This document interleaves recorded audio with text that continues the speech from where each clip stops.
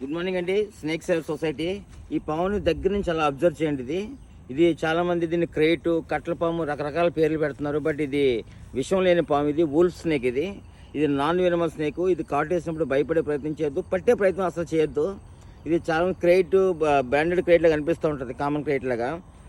ఇది non వెనమల్ snake sir. ఇది wolf snake. దయచేసి ఇది కలిసినప్పుడు భయపడే ప్రయత్నం చేయొద్దు.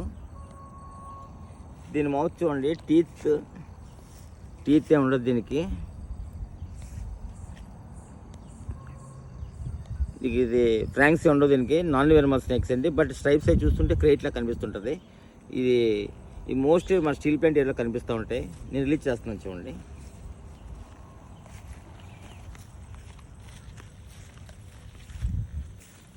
దగ్గరకు